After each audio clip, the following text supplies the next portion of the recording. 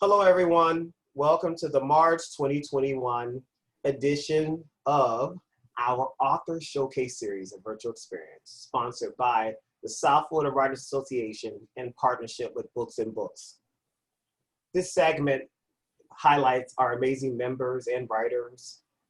You get an opportunity to learn more about their works, and please, if you can, support them by clicking the link provided below to purchase their respective works.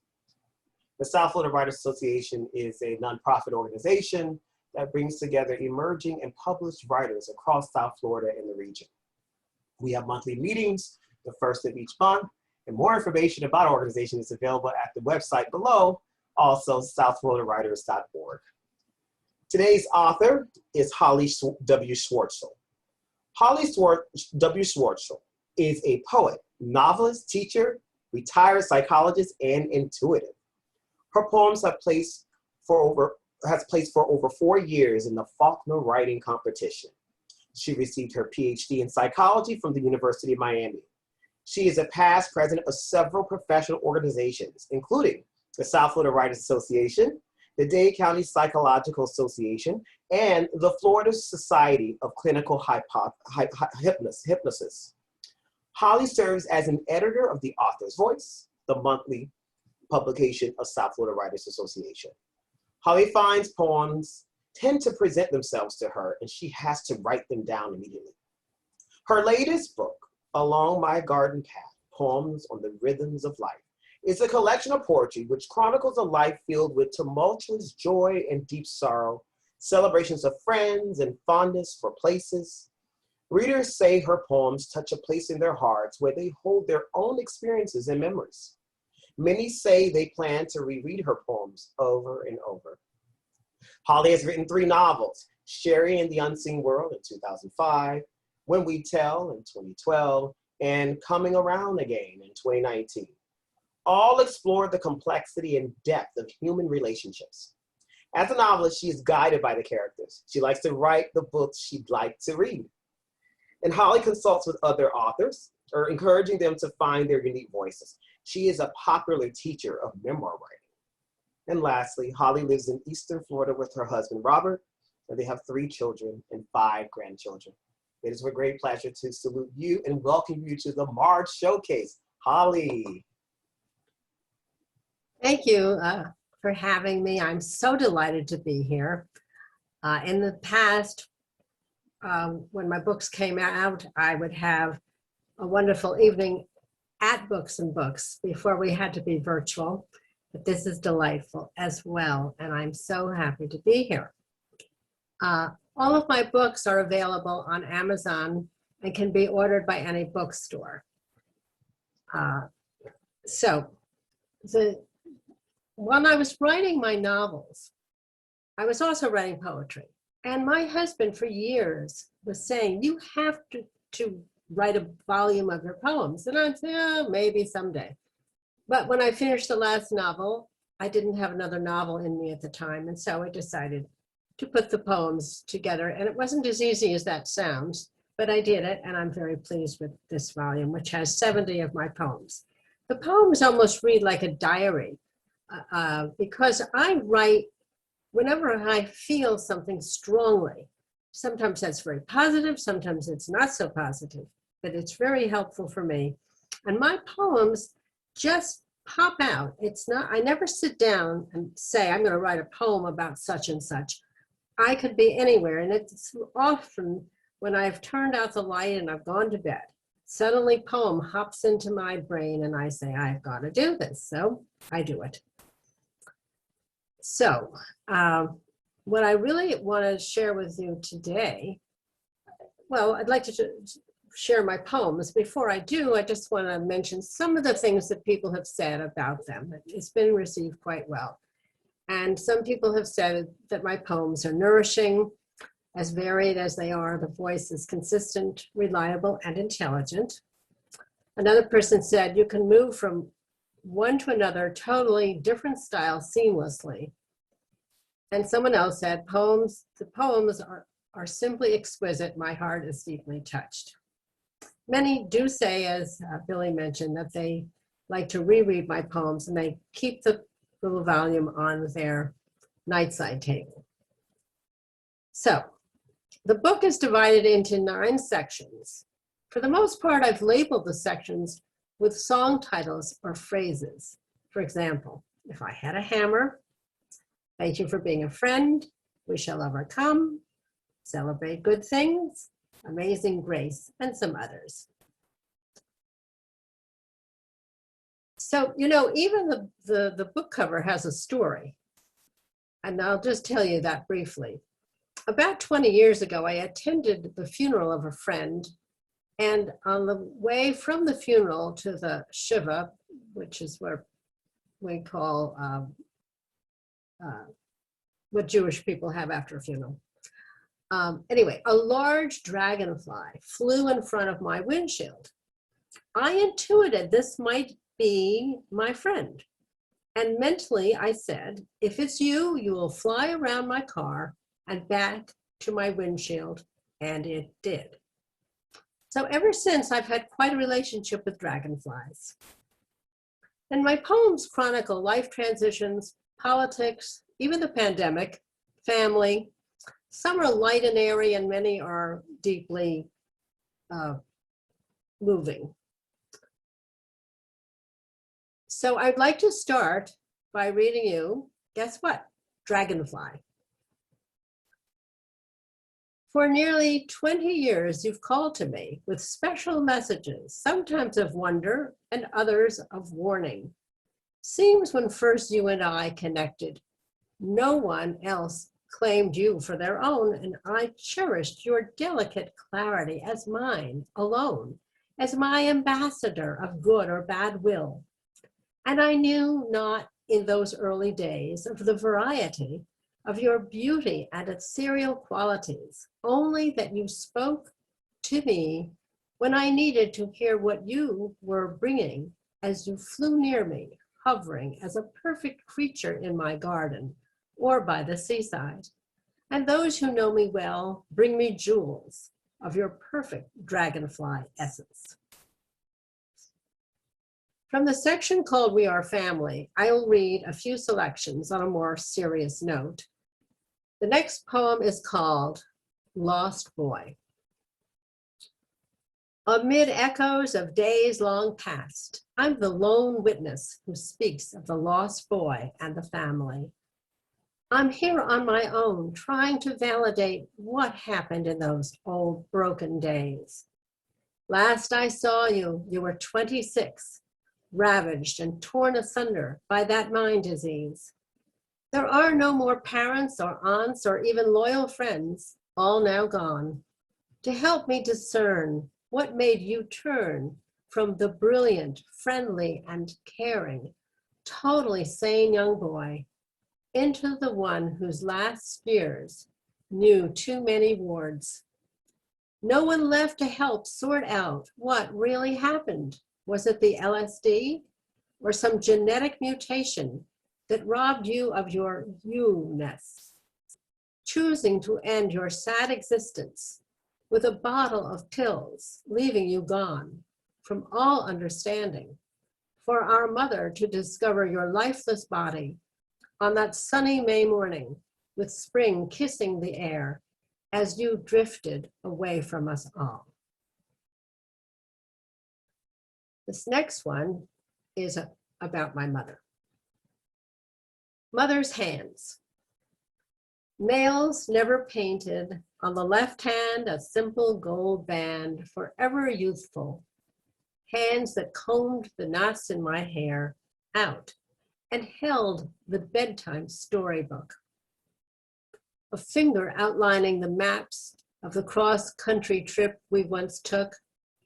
Hands forever embedded in my memory, holding hers as we rode to that cemetery, once to bury my brother, her son, and again my father, her husband. Hands that dug the dirt and planted seeds in her flower garden, then pulled the weeds. The hands that loomed large when mine were small and seemed to shrink as mine grew. Hands in the end flailed aimlessly when the stroke erased her brain. Hands that yet remain, etched within my mind, reminding me ever of her. And this one is called For My Father, James A. Wexler. A writer, famous, journalist, who? Such a powerful voice of the people. Where are you now? On the other side, in the ether somewhere, you shaped my thoughts, my caring, fostered my confidence of expression. You were a household name in New York City among liberal thinkers and readers of your pithy brilliance. Now, so many look quizzically at me when I mention your name. There are many kinds of losses. These next two poems speak of some of those. This one is called 1,000 Lunches and Counting, 1984 to 2011. We said we'd lunch every Monday, unless one of us was out of town or at a funeral. We never let another soul dine with us and interfere with our cherished schedule, meeting just us two. Our husbands asked, "What do you speak about at those private lunches of yours?" Mine thought he'd be the subject and longed to be the proverbial fly upon the wall. And yes, at times, we spoke of husbands and children or friends, because you see, we spoke of all that mattered most to us, because we knew that everything was safe and sound with the other, a treasured friendship that grew more dear for every year. We cried when we lost our fathers and our mothers and some friends and a sister-in-law. Sometimes we just spoke of the books we read and other times of the movies we'd seen that week. Rarely, though, was there a lunch with a lull in conversation. We frequented restaurants week after week until something left us wanting, and then we found another place. We lost and gained 1,000 pounds from OA to Weight Watchers to South Beach and beyond, always celebrating each other. And silly me, I so believed we'd grow old together, eating lunch every Monday somewhere together. Only now you are moving far away from me. You never said you'd make that choice, leaving me with empty Mondays at lonely restaurants, searching for my friend.